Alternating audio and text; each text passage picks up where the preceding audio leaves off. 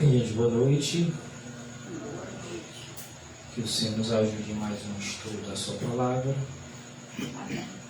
Que Ele seja nosso guia, que nós todos possamos dar atenção às palavras de Cristo. O tema hoje é o papado na profecia. É um tema que basicamente eu só conheço duas igrejas que andam pregando esse tema aqui e atualmente pregam muito pouco. São as Testemunhas de Jeová. Eu sei disso porque eu tinha um chefe e tinha um primo também que era dessa igreja. E tem a igreja adventista do sétimo dia, né? Que hoje em dia não fala mais essa profecia da forma como ela está escrita.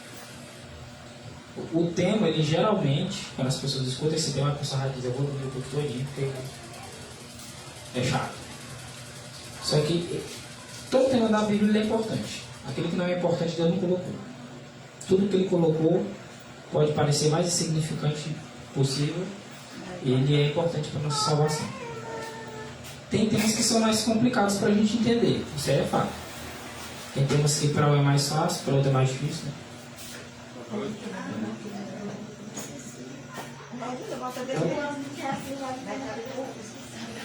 Tem alguns temas que são mais complicados que outros. Isso aí, tem gente que desenvolve melhor o tema da alimentação, tem gente que vai desenvolver melhor o tema sobre vestuário, tem gente que vai desenvolver melhor o tema sobre santuário, tem gente que vai desenvolver melhor sobre o tema sobre profecia. O que a gente pode aproveitar?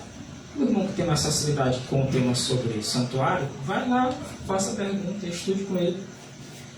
Ah, irmão, mas eu quero entender mais sobre a alimentação. Conversa com o irmão que entende melhor sobre a alimentação.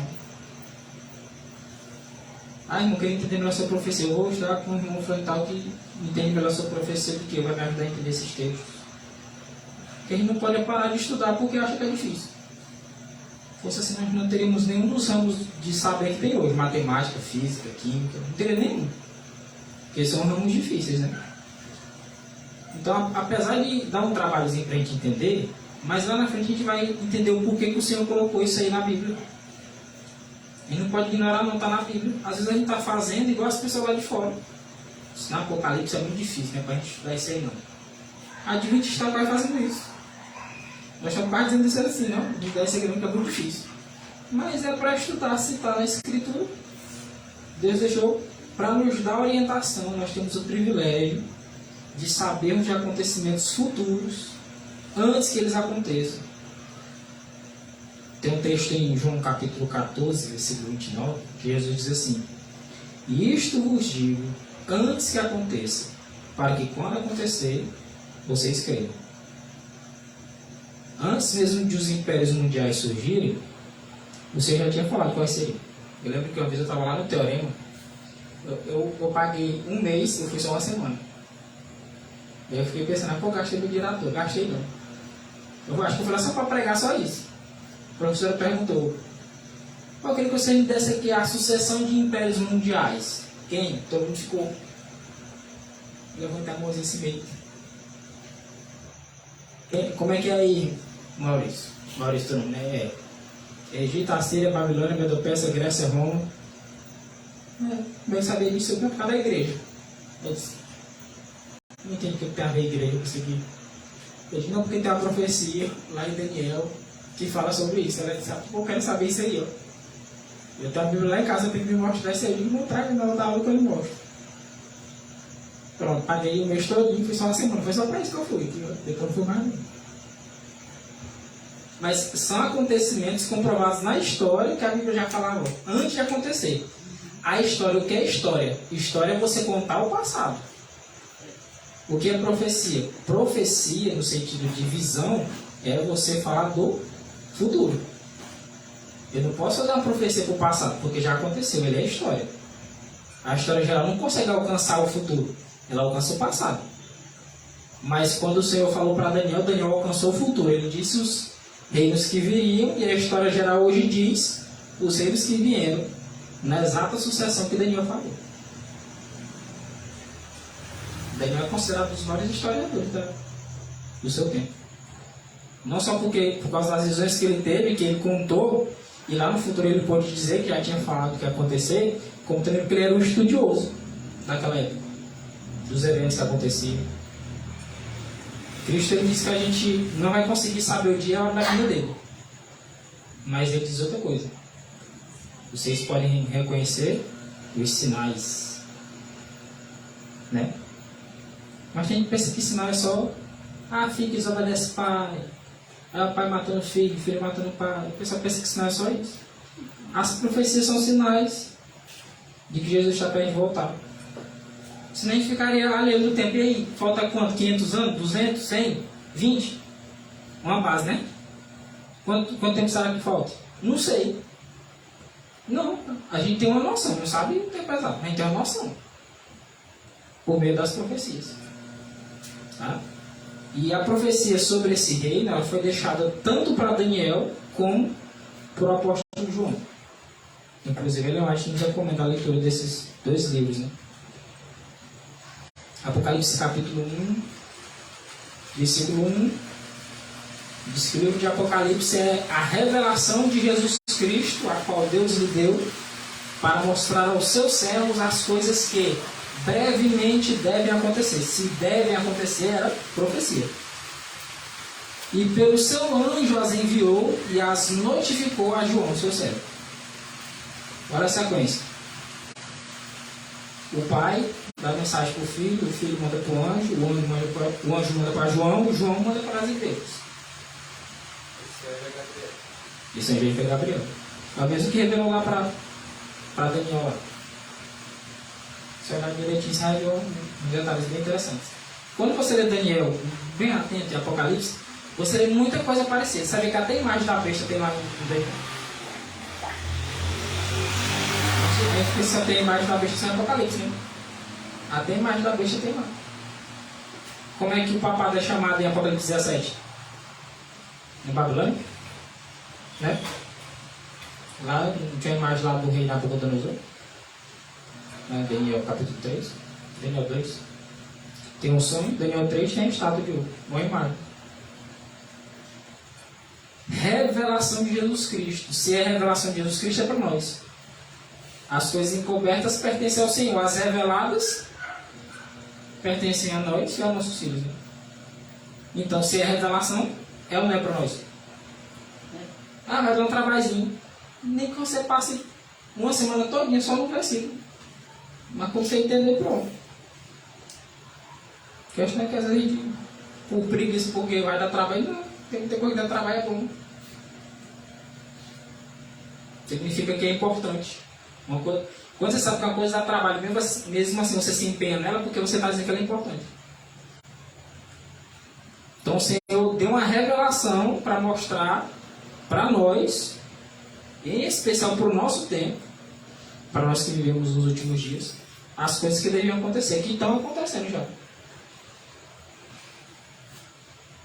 O livro Atos dos Apóstolos de Ellen White, página 585, diz assim: no Apocalipse, todos os livros da Bíblia se encontram e se cumprem. Ali está o complemento do livro de Daniel. Se a gente for ver ali Apocalipse capítulo 12, Daniel 12, perdão, versículo 9, lá vai falar de uma parte do livro lá que o Senhor diz assim para Daniel: Daniel, sela, fecha o livro. E Daniel quer entender isso. Fecha o livro, você não vai entender. Não era nem para Daniel entender, mas era para nós. Daniel tentou entender, o Senhor disse: fecha o livro, porque não é para ti, não é para dias muito distantes. Mas tu vai descansar e a tua recompensa no fim dos dias tu vai receber. Realmente, quando ele ressuscitar, ele recebe a recompensa dele. Está garantido que é o lugarzinho dele. Mas a parte do livro lá, o Senhor disse: tu não vai entender, não. É lá para frente. Tem muitas coisas que os profetas do passado não entenderam. Grandes homens de Deus. E que quem vai entender, sabe quem é? Nós. Porque o Senhor deixou para nós. Mas para nós que estudarmos, para nós que examinarmos. Se nós não examinarmos, não compreendemos. Vai ficar sem saber. E é uma coisa ruim. Você está ali com o livro na mão e fica: eu não sei disso, mas não sabe por quê? Porque está aí o segredo. O livro está na mão. Examina. No Apocalipse, o leão da tribo de Judá abriu aos estudantes da profecia o livro de Daniel. O leão da tribo de Judá abriu aos estudantes da profecia o livro de Daniel. Quem foi que abriu? Jesus Cristo abriu. Abriu qual livro? De Daniel. Lembra que tinha um livro com 7 selos? Que livro é? O livro de Daniel.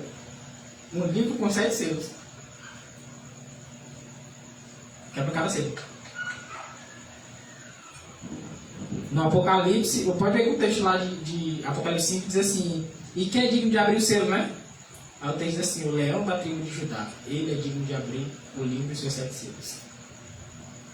No Apocalipse, o Senhor revela. Pode ver, ó, revelação. Nesse aqui, ó, diz assim: ó, os livros de Daniel e Apocalipse são um. Um é a profecia, que é Daniel, e o outro é a revelação. Por quê? As partes do livro de Daniel que não foram entendidas naquele período foram explicadas no livro do Apocalipse. Só que ainda em forma de profecia. Os enigmas, muitos deles nós entendemos por causa do livro de Apocalipse. Aí diz, um é a profecia, o outro é a revelação, um é o livro selado. Qual é o livro selado? Daniel. E o outro o livro aberto. Qual é o livro aberto? Apocalipse. Está aberto. Aí o irmão não entende. Estude. Está aberto não quer dizer que a pessoa vai adivinhar, não. Ou só porque passou os olhos sem entender, não. Está aberto. Para a gente estudar e poder compreender. Para Daniel estava selado. Daniel que queria compreender. Daniel que era muito amado não pôde entender porque o Senhor disse que não era para ele entender. Um privilégio que ele negou até para Daniel. E ele disse assim, mas aqueles dos últimos dias, Daniel 2:10 diz assim, muitos serão purificados e embranquecidos, e nenhum dos ricos entenderá, mas os sábios entenderão. Aqueles dos últimos dias que temerem ao Senhor, que é o princípio da sabedoria, vão entender. O livro selado, que é o livro de Daniel, e o livro aberto, que é o livro de Apocalipse. Eles não vão ser surpreendidos por esses eventos que o mundo, na hora que vê, o mundo não pode ver uma chuva muito grossa, que já está pensando que Jesus está voltando, é o fim do mundo. Né? Nessa empurragem, ei, irmão, não está se acabando mesmo. E a gente está vendo os eventos acontecendo. E a gente sabe que tem eventos que estão acontecendo e o povo nem está vendo. E a gente sabe que são eventos que antecedem a vinda de Cristo. Agora você já imagina nós, adventistas do sétimo dia, com a luz que a gente tem, tanta luz que a gente tem, a gente recebeu de surpresinha. Fica desculpa que vai dar para Cristo. Não sei porque eu fui pego de surpresa. Por que foi pego de surpresa? De novo, negócio da prova. É igual o professor que diz, né? Ó, semana que vem tem prova. Quando dá no dia da prova, e aí, estamos preparados para a prova e tinha prova. Eu falei semana passada para vocês que tinha prova. Falei, nós somos avisados. E muitos ainda vão ser pegos de surpresa. Apocalipse capítulo 13, no versículo 1 diz assim, na tradução mais correta que tem, né? E eu pus-me sobre a areia do mar. Esse primeiro pedacinho talvez não tenha algumas versões de Apocalipse 13, 1. Algumas vão estar no finalzinho de Apocalipse 12, 17. Outras vão estar em Apocalipse 12. Aí vai ter um versículo 18. Vai ter esse pedacinho. Algumas versões dizem que foi o dragão, outras versões dizem que foi João. Mas a versão mais correta no caso de João, que estava em visão. Geralmente o profeta, quando estava em visão, ficava fraco, como aconteceu muitas vezes com Daniel, né? Que ele estive fraco e enfermo por vários dias, depois recobrei a consciência, as forças e voltei a tratar dos negócios do reino. Aí, quando ele se põe em pé, onde é que ele se põe em pé? E pus-me em pé sobre a areia do mar. A areia do mar, então estava na praia, né? E na praia. Aí ele diz assim, e vi subir de onde? Do mar. Ele estava onde? Em pé sobre a areia do mar. E ele viu subir do mar. O que ele tem a ver com o negócio de dragão aí agora? É João. Ele se pôs em pé e viu subir do mar uma besta que tinha quantas cabeças? 7 cabeças. É um bicho escondido. 7 cabeças e 10 chifres. Aí só porque a pessoa vê isso que a pessoa fecha logo a Bíblia, assim, misericórdia. Um bicho com 7 cabeças e 10 chifres. Aí fecha a Bíblia e para de estudar e ler. Mas os sábios entenderão. Olha o que diz Daniel 12:10. Os ímpios... As 7 cabeças eram as 7 formas de poder que passavam por um. 7 e 10 chifres.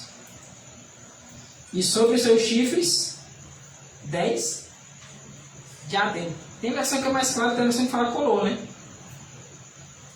Mas diadema, para quem conhece, o pessoal mais velho usava diadema, né? Usou diadema e uma cabelo. Não usou diadema, aquele bichinho que você botava no cabelo assim, ó. Diadema é aquele que bota aqui. Pensava botar. Eu lembro que minha mãe usava.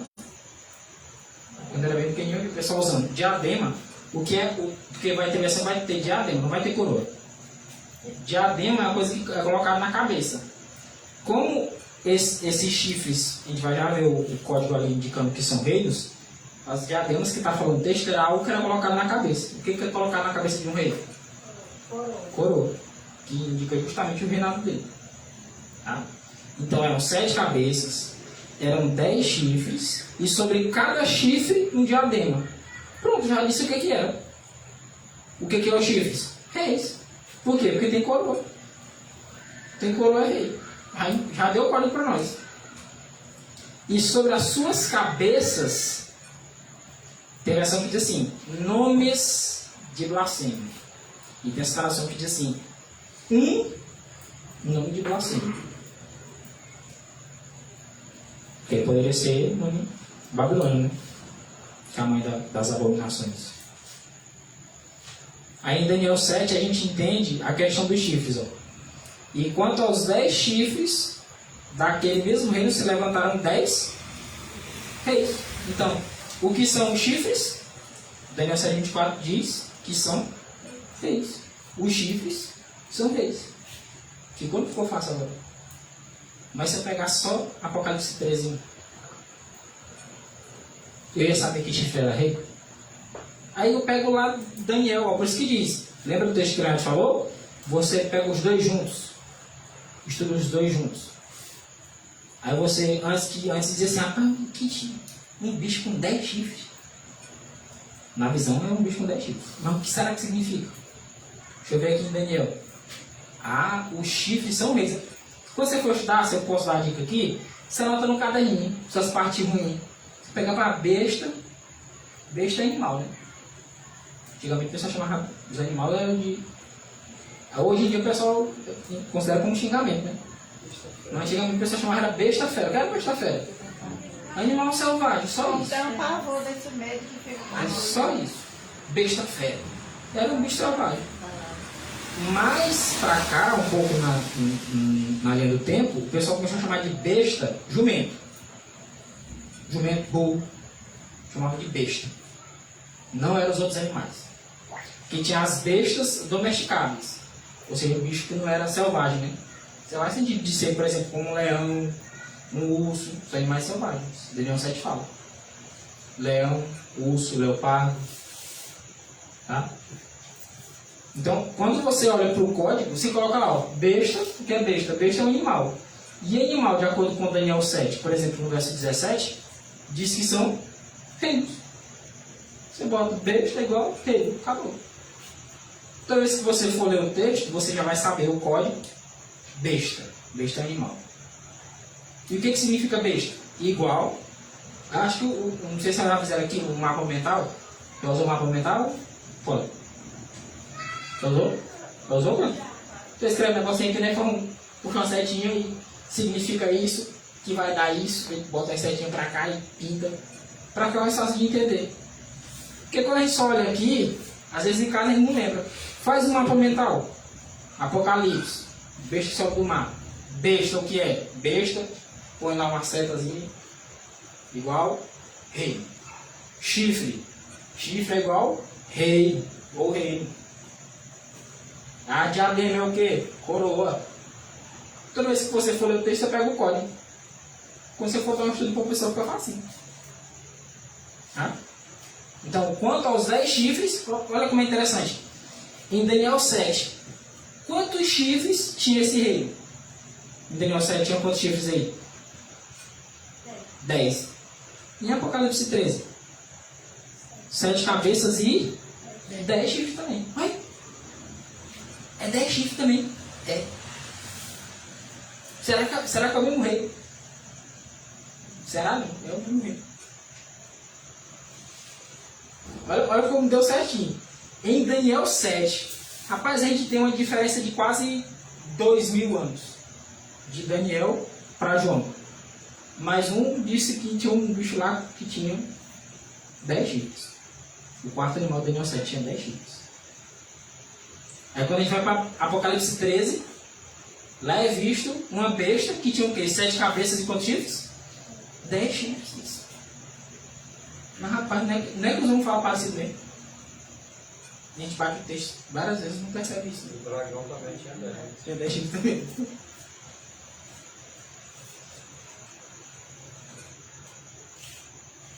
Apocalipse 13, verso 2. E a besta que vi era semelhante ao leopardo. Como um todo, ela era parecida com o leopardo. E os seus pés eram como os pés de um urso. E a sua boca era como a boca de um leão. Quem costuma estudar Daniel aí, lembrou logo. Pai, eu vou estudar Daniel. Eu lembrei do negócio. Leopardo, urso e leão. Esse bicho eu já vi em algum lugar. Aí só para ilustrar a besta aí, para vocês ficarem imaginando como é que ela era na visão mais ou menos. Porque ninguém está dizendo que é igual. 7 cabeças, era parecido com o leopardo. Aos pés. Pés de quê? De urso. O pé do urso é mais quadradão. Né? Tinha a boca de leão, tinha 7 cabeças e tinha 10 chifres. Eu creio que foi mais ou menos assim que João viu. Ele se colocou em pé sobre a areia do mar e de repente veio surgir do mar aquele monstro de bicho feio. Tudo ali tinha um código. Aí quando a gente vai para Daniel 7, versículos 4 a 6, olha de novo. Apocalipse 13, 2 diz que a besta era semelhante ao leopardo, tinha pés de urso e boca de leão. Irmão, mas por que ela não tem nada de animal terrível? Porque ela em Daniel 7 era 4 animal, né? Por que ela não tem nada de animal terrível? Porque ela é o animal terrível.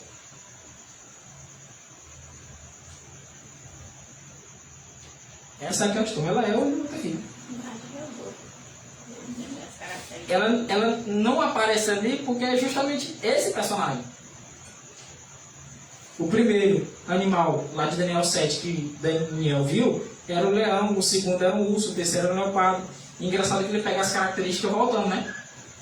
Ele pega do último ao primeiro. Ele pega, é semelhante ao leopardo, tem pés de urso e boca de leão. Ele tem todas as características dos reinos que antecederam ele. O que acontece quando um reino conquista outro? Ele assimila as riquezas, pode ver nas guerras da Bíblia, que ele assimila as riquezas, ele assimila a cultura. É por isso que o papado vai tomando as características dos outros reinos. Os vários deuses, pegou da Grécia. Na Grécia, então, pelo amor de Deus, é Zeus, Poseidon, Atena, Eras, Perseu e não sei o que lá das contas, é Deus para todo jeito. Tem adoração ao Deus Sol da Pérsia. Tem adoração de imagens da Babilônia. Lembrar que Babilônia, Nabucodonosor fez uma estátua de ouro? Adoração de imagem, Babilônia. Adoração do Sol, dos persas. Adoração de vários deuses, Grécia. Tá lá. Por isso que diz que ele era, voltando aqui, ele era semelhante ao leopardo. Ele era semelhante à Grécia. Porque os vários deuses. Ele tinha pés como de urso. Vai lembrar a adoração ao Deus Sol. Lembrar do Natal? Adoração do Sol e Ritos. Veio da Pérsia. Tinha boca como de leão. Adoração lá, a estátua lá de ouro lá. Adoração de imagens. As blasfêmias que Nabucodonosor cometeu. Nabucodonosor cometeu blasfêmia que você não vê a tropeça cometendo, né? Ali nos episódios de Daniel.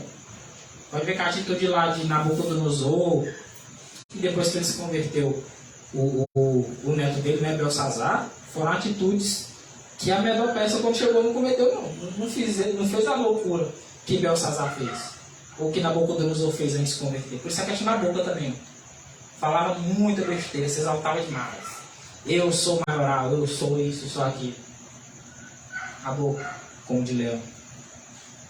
Tá? Então, esse reino, esse poder que João vê aqui em Apocalipse 13, ele tem características dos reinos que antecederam ele. É um animal indescritível, por isso que é semelhante ao leopardo, tem pé de urso e boca de leão. Você já viu um bicho desse? Aqui. Já viu pelo menos na internet um bicho desse? Semelhante ao leopardo, tem boca, tem pé de urso e boca de leão. Tem 7 cabeças, tem 10 chifres. Entendeu? São várias características. Aí quando você vai para Daniel 7, lá tem um animal terrível. É um animal tão feio, mas tão feio, que Daniel não achou nenhuma coisa para comparar. Você pode comparar esse bicho aqui com o que o povo poder associar? Não tem. Aí, quando vai para o Apocalipse, João dá a descrição, né? Não, era um bicho tão feio, porque ele era parecido com o leopardo, tinha pé de urso, tinha boca de leão, tinha 7 cabeças, tinha 10 chifres. É por isso que o Daniel nem falou como é que era o bicho. E interessante, o dragão deu-lhe o seu poder, o seu trono e grande poderio. Essa aplicação é dupla, viu? Essa aplicação é dupla. Se a gente voltar para Apocalipse 12, lá diz que o dragão é Satanás. Só que o dragão aqui do texto, imediatamente falando, ele era uma referência a Roma pagã. Inclusive Roma, o símbolo lá de Roma, nas guerras. Tem alguém que assistiu filme de guerra. No filme de guerra o pessoal levantava tipo um estandarte, né? E esse estandarte tinha um símbolo. Às vezes tinha um escudo, tinha uma espada cruzada, tinha um lobo. No de Roma tinha um dragão. Era o símbolo de Roma pagã. Era justamente um dragão. Aí como é que a gente entende essa questão? O dragão deu-lhe o seu poder. Não tem como a gente dissociar do fato de que a besta ela recebeu o poder de Satanás. Isso aí é indiscutível. Todavia o texto está falando imediatamente de um poder terreno que deu autoridade, deu o poder que ele tinha ali e o seu trono para esse outro poder que surgiu. Tá? Vamos ver aqui à frente. Ó. História da Redenção, página 381. Pela primeira besta é representada a igreja de Roma. Aí você vai ver também texto assim. A primeira besta, a besta sobe do mar. Aí tem um hífenzinho diz assim, o papado. Vai ter outros textos também de lá que diz assim, a primeira besta, quem é? Um hífenzinho assim dizendo, o Papa. Irmão, mas é a Igreja Católica? É o papado? Ou é o Papa? Dá a mesma coisa. No tempo de Nabucodonosor, se você falasse de Babilônia, não tinha como você falar de Babilônia sem falar de Nabucodonosor. Não tinha como dissociar. Por exemplo, Daniel 2. Quando Nabucodonosor quer saber o que é a cabeça de ouro, ele fala assim, ó, e tu, rei de reis, tu és a cabeça de ouro. E depois de ti virá um reino inferior ao teu. Que era, a cabeça de ouro era, segundo Daniel, era Nabucodonosor. O peito e os braços de prata era um reino inferior a ele. Mas espera aí, o reino não acabou quando Nabucodonosor morreu. O reino foi acabar com o neto dele. Ele já tinha morrido. O reino acaba com o neto dele. Quando Daniel fala assim, tu, ó rei, és a cabeça de ouro, o que ele está falando? O reino da Babilônia é a cabeça de ouro. Ele não está falando em si da pessoa de Nabucodonosor, ele está falando do rei de Babilônia. Só que quando falavam de Nabucodonosor, falava-se de Babilônia. Quando falavam de Babilônia, falava-se de Nabucodonosor. Quando você fala do Papa, me diga que você não lembra da Igreja Católica. Lembra não? Vem na hora na mente. E se eu falar de Igreja Católica, você lembra do Papa não? É a autoridade máxima, como é que não associa? Então quem é, irmão? É a Igreja Católica, é o Papado, é a mesma coisa. Vai dar na mesma coisa. É o Vaticano, vai dar na mesma coisa, que é o território dele governa. Tudo vai dar ali. Porque tem gente que diz, não, está contradizendo o texto. Um diz que é a Igreja Católica, outro diz que é o Papa, outro diz que é o Papado. Gente, não é a mesma coisa. É o governante de lá, é o poder onde ele reina, é o estado onde ele vive. Tá? É a mesma coisa. E o que é a igreja de Roma? O que é a primeira besta? Um dia você está proibido de pregar esse tipo de coisa. Verdade. Tá vendo aqui, podemos aqui no início aqui que são poucas igrejas que tocam isso, eu conheço duas. Mas hoje em dia praticamente não tem nenhuma que fala mais sobre papado, sobre decreto dominical, sobre uma peixe que sobe do mar. Explicar esses símbolos, o pessoal não fala mais não. Porque não é pregação que enche a igreja. Então, e as pessoas precisam entender essa mensagem de Apocalipse 13, porque lá na terceira mensagem angélica diz assim: se alguém adorar a besta e a sua imagem, e receber a sua marca na mão direita ou na fronte.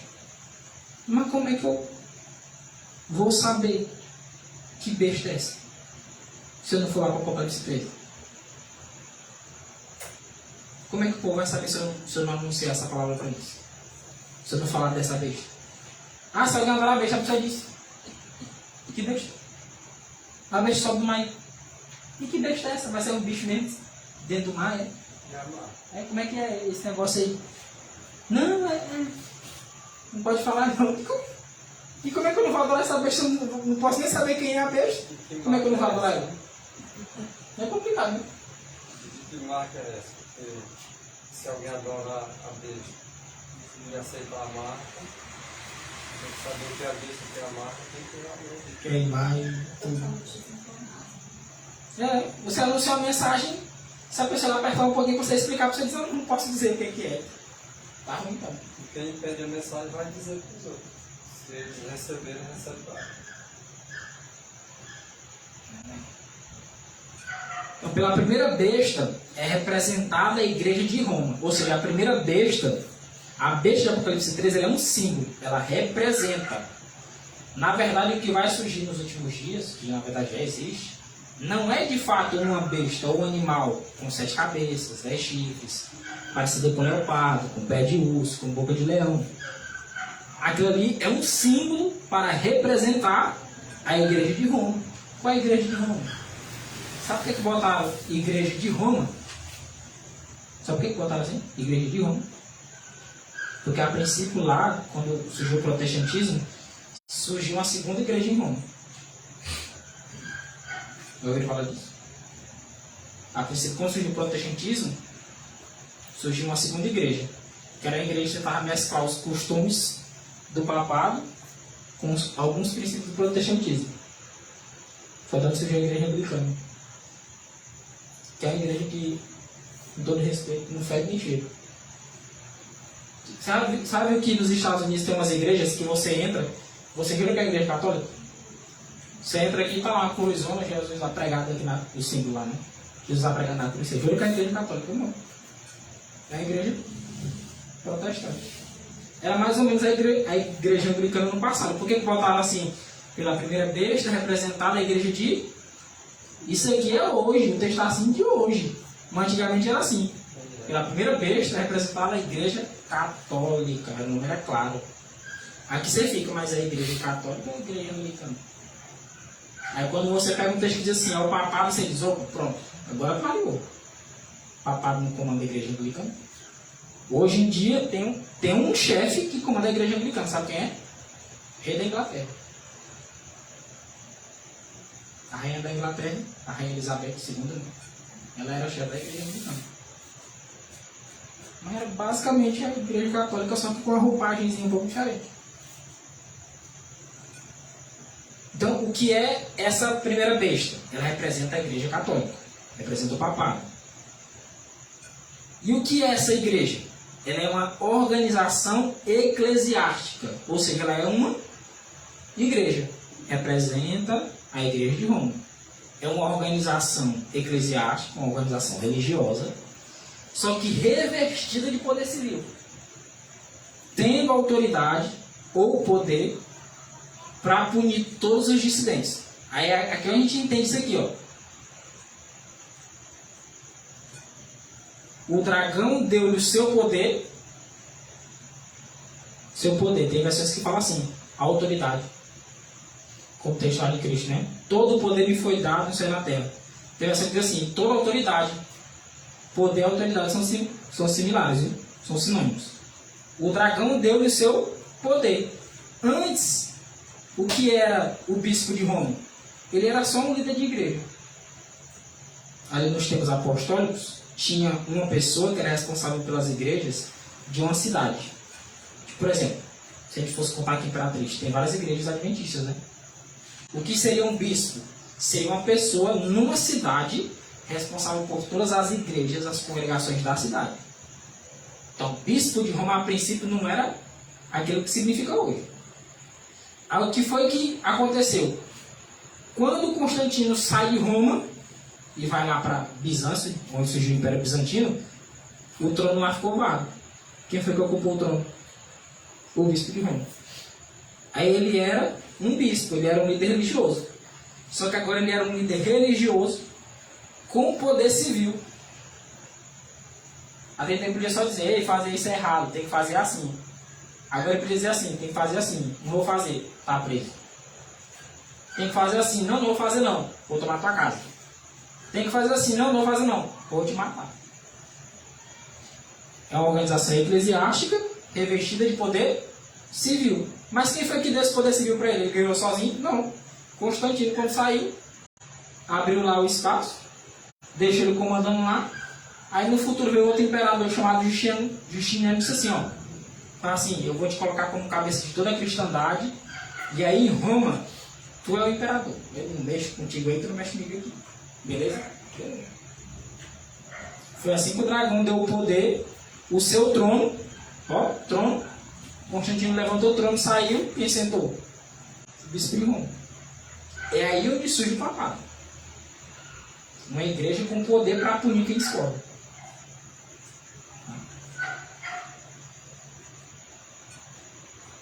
Grande conflito, 4:3-8. Declara-se que o dragão é Satanás. Está em Apocalipse 12:9, como a gente já mencionou. Foi ele que atuou sobre Herodes a fim de matar o Salvador, por exemplo. Mas o principal agente de Satanás, ao fazer guerra contra Cristo e seu povo, durante os primeiros séculos da era cristã, era quem? O Império Romano.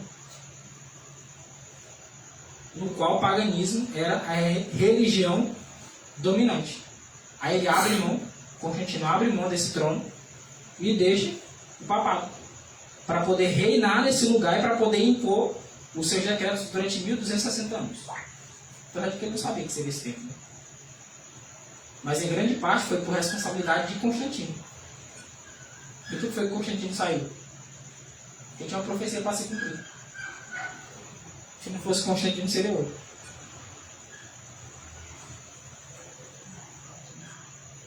Descreve-se a besta, semelhante ao leopardo, a qual o dragão deu o seu poder, o seu trono e grande poderio. Este símbolo, olha que interessante. Este símbolo, como a maioria dos protestantes tem crido, representa quem? O papado. Agora fala assim. Pede para a pessoa provar. A questão é essa. É fácil dizer. Tem certo ponto. Enquanto está tendo liberdade para falar. Né? É fácil dizer que é o papado. Agora o negócio é que o pessoal vai apertar a gente é para fazer assim. Por me prove. No passado os protestantes tinham essa condição. Lutero chegou a dizer, antes, ele falava assim para o Papa numa carta, né? Ele diz assim, antes eu te considerava o vigário de Cristo. Hoje eu te considero o vigário do próprio Satanás. O teu trono é do próprio diabo. Lutero tinha coragem de falar e tinha como mostrar. Que o Papa era representante de Satanás e, portanto, era a besta. É o de Apocalipse 13. Aí os protestantes hoje falam a mesma coisa. Mas aperta eles para ver se eles provam. Agora o pior, aperta nós. Então este símbolo de Apocalipse 13, ele representa o papado, que se sucedeu no poder, trono e poderio, uma vez mantidos pelo antigo Império Romano. Esse é um dos motivos, irmãos, pelos quais a gente não pode nem sequer pensar em ter unidade, em participar de um chamado ecumenismo, com o poder dele. Tem gente que está entrando muito nesse negócio de ecumenismo. dos motivos é a rejeição desses escritos aí. O escrito está dizendo que o papado... O helenismo não vai poder pregar isso aí, não. Esqueci.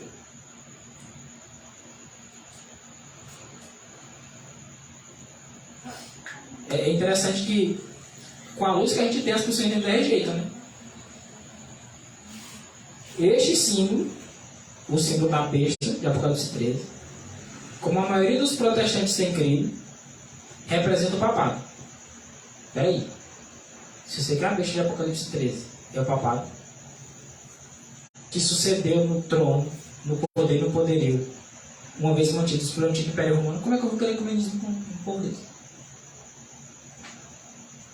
E hoje em dia você vê muito pastor pregando em igreja católica e padre pregando em igreja evangélica.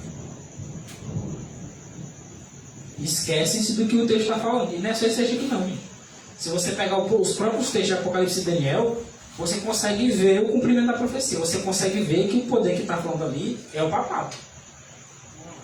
Mas hoje em dia, se você fala contra o papado, você diz, rapaz, isso é intolerância religiosa, não. Sabe o que é intolerância religiosa? É se eu fosse lá na igreja católica e fechasse. Não é intolerância religiosa, não. Quando eu digo que candomblé é coisa do diabo, não é intolerância religiosa, não. Não está funcionando, não. Não sei nem se hoje tem. Lá funciona todo dia. O dia que quiser abrir lá, escolha dele. Sem intolerância religiosa.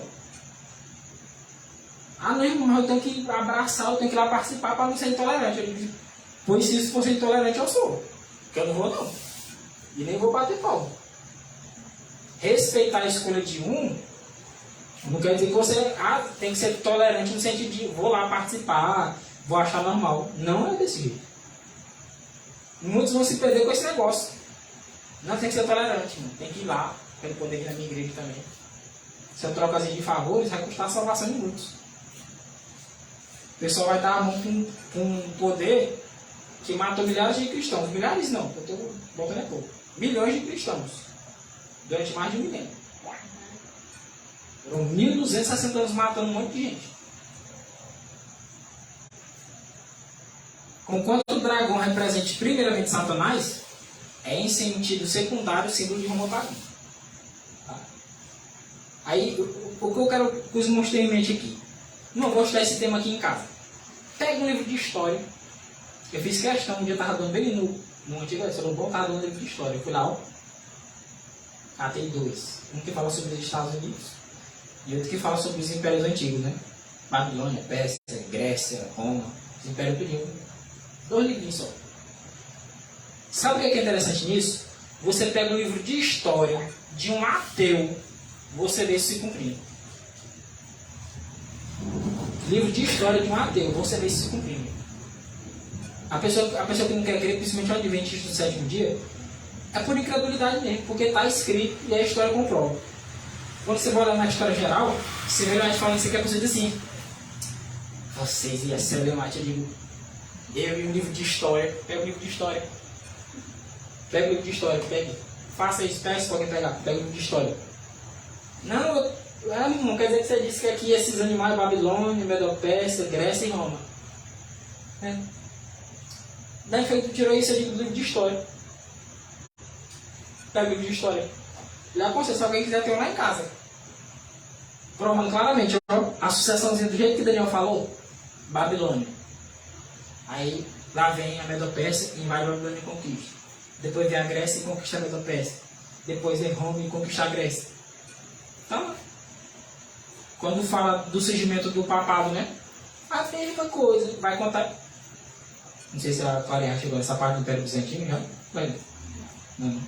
Mas tu lembra? Olha, Império Bizantino? Império Bizantino é isso, ó. Constantino sai lá de Roma Ocidental, do Império Romano Ocidental. Muda-se para Bizâncio. Bizâncio, que hoje é a Turquia, né? É chamada Istambul. Bizâncio virou Constantinopla, depois virou Istambul. É o ponto-chave. Pensa no ponto-chave de profecia é esse. Os pioneiros batem a cabeça com isso. Ó. Quando você vai olhar os eventos, você vê isso. Sai Constantino de Roma Ocidental, lá de Roma, né? Na Itália. Ele vai para Bizâncio, na Turquia. Abre espaço lá em Roma. Quem toma espaço lá agora? o Papa. Onde que é o Vaticano? Onde é o Vaticano? Exatamente o mesmo local. No mesmo local, irmão. Aí o cara disse, não, irmão, você está com invenção, você é coisa de relevante. Eu digo, criatura, pegue um livro de história. Vá ver. Pegue um livro de história. Duvide do que eu estou falando, pegue lá. Gente, está se cumprindo, os historiadores são obrigados a registrar, porque está acontecendo na cara o que o Senhor falou há uns 4 mil anos atrás. Falou para Isaías, falou para Jeremias, não é só Daniel que fala mesmo. Isaías, Jeremias, Ezequiel, conhecia essas profecias. Esdras conhecia, Neemias conhecia essas profecias. E hoje os historiadores são obrigados a registrar lá, ó. Eles estão quase falando assim, a Bíblia estava certa. Do jeito que os profetas de Deus falaram, aconteceu. Então quase para escrever assim. Porque está na cara. A gente ser pego de surpresa é culpa nossa, não é culpa de Deus não. Que ele deixou evidência. Ele deixou a Bíblia, deixou o Espírito de profecia, deixou os pioneiros e ainda deixou a história geral. Até os ateus estão confirmando que é verdade. Não estou falando assim claramente, né? Eu fico assim, sinceramente, o pessoal diz, eu fico encabulado. Como é que se completou perfeitamente? Eu creio em Deus. Mas Deus me surpreende direto, né? De que forma como é que deu certinho. Diz que Miller, se a gente for estudar a história de Miller, só um pouquinho. Diz que Miller trabalhava na fazenda com o pai dele. Se o que ele ganhava, sabe o que era que ele comprava? Livros de história geral. Você sabe por que o pessoal no tempo de Miller não conseguia refutar o ensino de Miller? Porque o cara dizia assim, isso é coisa de fanático, ele pegava um livro de história. Só. Eu estou falando, tá aqui. E agora? A história comprova, os livros de história, que tu acredita também, que eu sei, tá aqui comprovando. A Bíblia falou e a história está comprovando. E agora? Se os pessoal que batem contra os oponentes de Milhó, você pode ler a história dele. Diz que ninguém conseguia refutar o ensino de Miller. Ficava com raiva, indignado, mas não conseguia refutar. Porque Miller tinha a Bíblia, tinha um conjunto de texto pesado, aí quem não cria na Bíblia, ele pega a história geral. Pronto. As evidências estão lá na nossa cara.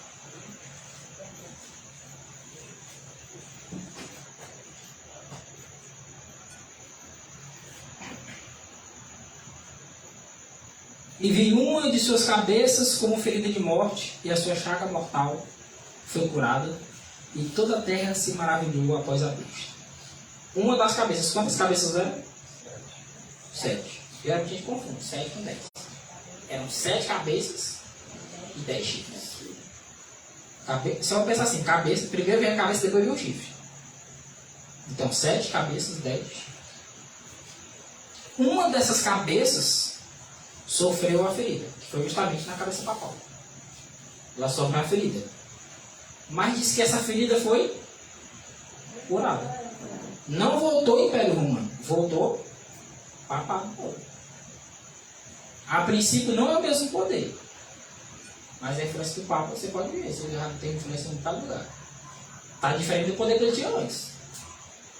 Mas sabe como é que ele vai retomando o poder? Ele está retomando. Ele está caladinho. Fazendo as escondidas, como é o papel de Satanás, né? Na surdina, na sutileza, lá por trás.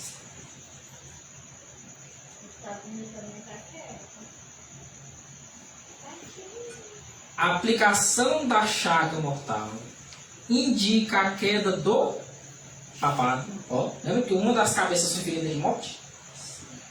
A ferida era para matar. Não era só para passar a mão, não, era para matar mesmo. Foi dado em 1798. Ai, mas isso é mentira. De novo, vá para a história geral para você ver se não foi em 1798. Tem até mais detalhe que a gente conhece. Paulo declara expressamente que o homem do pecado ele vai perdurar até quando? Até o segundo advento de Cristo. Não vai ter outra forma não. Vai ser o papado. Pode ter certeza. Nesta ocasião, o Papa foi aprisionado pelo exército francês e o poder papal recebeu a chaga mortal cumprindo-se a predição. Se alguém leva em cativeiro, vai. Lembra o texto de Apocalipse 13, acho que vai ser no 10. Se alguém mata a espada, é necessário que seja morto a espada. Se alguém leva para cativeiro irá. E o papai gostava de levar para o cativeiro. Prender gente porque não cria igual ele queria. Foi o cativeiro que ele. Sempre que um rei se exalta demais, o Senhor vai lá e manda outro rei e diz: bora dar uma catadinha aí. Foi com Babilônia, não foi não? Nabucodonosor todo. Belsazar todo, sabe que não sei, espera aí. Baixa a bola aqui, tá sabendo demais. Então peça começa a se exaltar lá com chefes, artaxerxes e os outros, né? Eles calma aí, Grécia. Grécia começa a se exaltar, você diz Roma. Roma começa a se exaltar, vem as tribos bárbaras. No final, o que é que vem? A pedra. Aquela pedra cortada, esse é um auxílio de mãos ao alto do monte, lá de Daniel 2. Aí acaba. Mas vai ser no período papado. Deixa eu ver isso aqui. Esse aqui é um texto de um pioneiro, né? Essa fotozinha aí é uma foto melhorada dele, né? Ele não era arrumadinho desse jeito. Né? Isso aí é o Uri Smith, tá? No livro Daniel e Apocalipse. Que é um livro que ele recomenda muito. É um livro extenso. Eu tenho lá em casa, que até o formato dele é meio esquisito, porque ele é muita coisa, muito material. Ele é um comentário de Daniel e Apocalipse de versículo por versículo, não tem? Versículo por versículo. Vou analisar. Ele diz assim, ó, essa ferida é o mesmo que ser levada cativa. Não é mesmo comentário de Daniel aqui. Ó, cumprindo essa predição. Se alguém leva em cativeiro irá. Ele diz, essa ferida é o mesmo que ser levada cativa. A ferida não foi matar. A ferida não foi matar. A ferida foi tirar o poder de Roma papal. Não foi matar, não. Era para acabar com o poder papal. Era para não existir mais. Mas era no sentido de morte literal, tá? Era a morte de um governo, de um poder. Ela ocorreu quando o Papa foi levado prisioneiro pelo general francês Alexandre Berthier e o governo papal foi abolido por um tempo, em 1798. Recomendação de novo. Pega o livro de História Geral, veja se não foi assim. Você não precisa nem livro, tem internet aí, né? Internet tem livro à disposição aos montes. Pesquise e veja. Veja os detalhes, analise os detalhezinhos. Versículo por versículo. Sabe o que você vai ver? Todos os versículos se cumpriram ao longo da história e encaixam perfeitamente em um poder. Teste em outro. Pega a China, pega o Japão, pega os Estados Unidos. Essa descrição não vai dar em outro poder. Vai dar exatamente certo no papado. A forma como ele surgiu, a forma como os reinos caíram diante dele para ele poder reinar, a forma como ele recebeu um golpe. 1260 anos depois. Lá na frente a gente ia fazer um cálculozinho de profecia. Que é o que o pessoal menos gosta. Os cálculos. Mas a gente ia ver como os cálculos, sabe por quê, irmão? É porque é perfeito. Deus disse assim: esse poder vai reinar por 1260 anos. Aí você vai contar 538 até 1798. Você conta, faz uma continha de menos. 1798 menos 538. Aí veja qual resultado que vai dar. A calculadora assim mesmo. 1260. Sabe como é que é exato assim a conta? A gente fica bem calculado. Certinho, do jeito que Deus disse. Tente encaixar esse período para outro reino, você não consegue. Não tem. É isso aí mesmo. E se todas essas características se cumpriram, quando a Bíblia fala do decreto dominical, da marca da besta, será que não vai se cumprir? Se todas as outras se cumpriram, se a história já está falando que se cumpriu, aí só essa que não vai se cumprir. Mas fica bem aberto já o de glória. Eu que vou duvidar. O tanto que Deus falou já se cumpriu, eu quero bem obrigado. Eu que quero ser pego de surpresa. Temos que a gente possa dedicar mais tempo para esses assuntos. Não em si por causa de conhecimento, tá? Para mim ficar bom de profecia. Mas porque são conhecimentos que vão preparar a gente para os eventos que estão bem pertinho da gente. Se a gente não tiver conhecimento sobre esses assuntos, a gente não vai saber como é que a gente se prepara. O que você faria se eu dissesse assim, rapaz, tal dia, meia-noite, vai entrar um bandido na sua casa, viu? O cara planejando ali, viu? Você ia ficar deitado normal, de repente deixar a porta do quintal destravada, e dormir sozinha, e alguém ia fazer? Você está avisado, o ladrão vai vir tal dia, assim, assim, assim. Você vai se preparar, moço. É por isso que está a profecia. Está dizendo, olha, vai acontecer mais ou menos assim, vai ser desse jeito, vai ter uma marca, vai ter um decreto, estou mandando você sair da cidade. O Senhor está mandando você se preparar. Aí no dia que chega, ainda pego de surpresa, porque você vai dizer, rapaz, como eu fui burro. O Senhor mandou eu sair, eu fiquei. Tá? Que nós possamos aproveitar esses privilégios, a luz que a gente tem, para que quando esses acontecimentos se derem diante de nós, a gente possa estar preparado. Que a nossa reação possa ser uma reação de gente que está preparada, não de gente que foi pego de surpresa. E que nós possamos ser aprovados, né? No dia dessa grande prova.